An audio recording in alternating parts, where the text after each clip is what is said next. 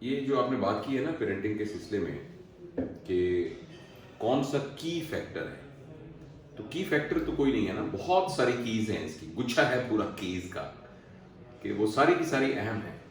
تالے کھولنے کے لیے.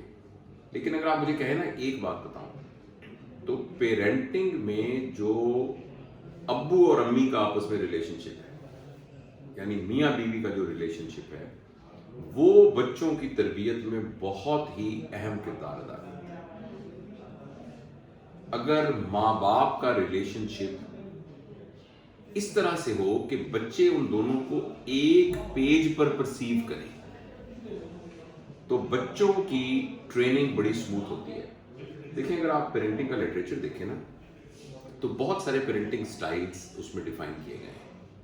ان میں سے ایک پیرنٹنگ سٹائل یہ ہے کہ جس میں جو پیرنٹ ہے، چاہے وہ ماں ہو یا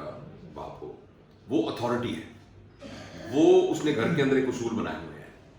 اور وہی اصول گھر میں چلتے ہیں اور کوئی شخص اس اصول کے خلاف نہیں چل سکتا. یہ ہمارے ہاں ہمارے کلچر کے اندر یہ بڑا پریولنٹ ہے کہ باپ والد جو ہیں، اور جیسے جیسے آہستہ آہستہ اب حالات چینج ہو رہے ہیں، مگر ایک زمانے میں مجھے یاد ہے اپنے بچپن میں اکثر گھروں کے اندر پیرنٹنگ سٹائل یہی تھا کہ جو ابا جی نے کہہ دیا بس ہو گیا. اور ایک پیرنٹنگ سٹائل یہ ہے کہ جس پیرنٹنگ سٹائل کے اندر کچھ نہیں کہنا بچوں کو، جو دل چاہے وہ کرے.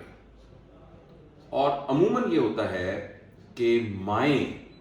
کو کوئی اسٹرکٹ رول، اسٹرکٹ یعنی کوئی بات تو میں نہیں کہہ سکتا، لیکن مائیں جو ہیں وہ عموماً اس طرح کی پیرنٹنگ سٹائل میں ہوتے ہیں کہ ہائے میرے ماں صدقے میرا بیٹا ممتا واری جائے، کوئی بات نہیں، کر دیا تو کر دیا. اچھا جب یہ اس طرح کا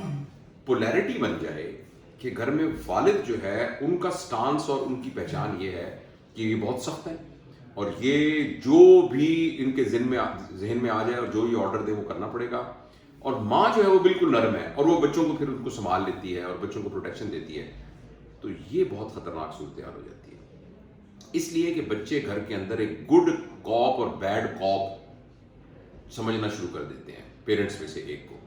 اور اگر انہوں نے اپنے بیڈ کاپ یعنی فادر سے کوئی بات منوانی بھی ہے تو وہ تھرو ماں منواتے ہیں. اور ایسا کرنے کے سلسلے کے اندر ایک وقت آتا ہے جب وہ اپنی جائز اور ناجائز تمام باتیں جو ہیں وہ منوانے کے لیے مینوپولیٹو بن جاتے ہیں. اور ایک فیز ایسی آتی ہے جس میں ماں بھی اس بات پر بے بس ہو جاتی ہے کیونکہ ماں کا پھر وہ کہنا مانتے ہی نہیں ہیں اور ماں کو ٹیک اٹ ایز گرانٹیڈ لیتے ہیں. تو پھر ماں بھی وہی چھڑی استعمال کرتی ہے، وہ کہتی ہے آ لینے دو تمہارے ابو کو، میں تمہارے ابو کو بتاتی ہوں. اس کے ماں کے نزدیک یہ سب سے بڑی اسٹرک ہوتی ہے،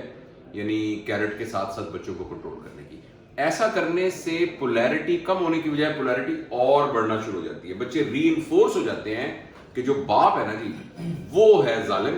اور وہ جو ہے وہ ہماری ڈیزائرز کا قاتل ہے اور ماں ہے جو ہمیں بچاتی ہے. تو ایک بات میں یہ عرض کرنا چاہتا ہوں کہ مجھے اچھی طرح یاد ہے میرے والد صاحب اللہ ان کو بریک رحمت کرے، تو جب میرا پہلا بیٹا پیدا ہوا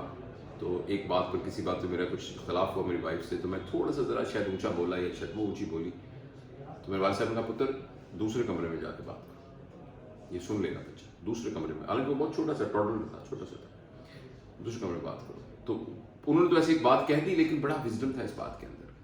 تو میاں بیوی کا ایک پیج پر ہونا اور ڈفرنٹ سٹانس دینا بچوں کو، ڈفرنٹ سٹانس نہ دینا، یہ بہت ایک ضروری فیکٹر ہے. اس لیے میں یہ سمجھتا ہوں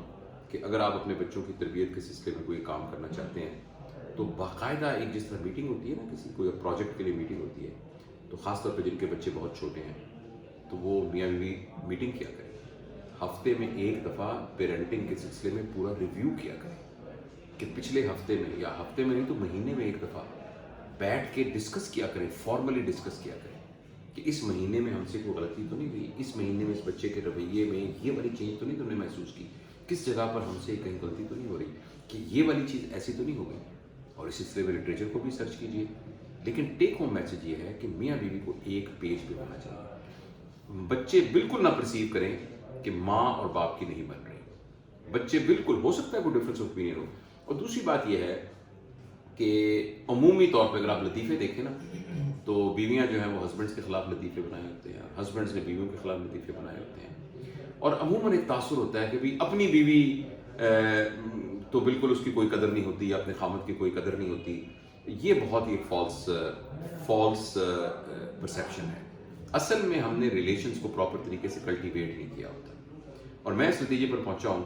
کہ زندگی میں جو سب سے اہم ریلیشن ہے جس میں کلٹیویٹ کرنے کی ضرورت ہے وہ آپ کے اسپاؤس کے ساتھ ہے. جب آپ اپنے اسپاؤس کے ساتھ پراپر طریقے سے کلٹیویٹ کرتے ہیں اس کو، جیسے پودے کو کلٹیویٹ کرتے ہیں تو پھل پھول نکلتے ہیں، اسی طریقے سے میں اکثر یہ بات کرتا ہوتا ہوں کہ محبت جو ہے وہ ہم اس کو ناؤن سمجھتے ہیں، لیکن اصل میں محبت ورب ہے. محبت کرنی پڑتی ہے، جس طرح کام کرنا پڑتا ہے، اور کام مسلسل کرنا پڑتا ہے، پودے کی نگہداشت مسلسل کرنی پڑتی ہے. تو ہمیں اپنے اسپاؤس کے ساتھ ریلیشن شپ کے اندر کنٹینیوس ایک کسان کی طرح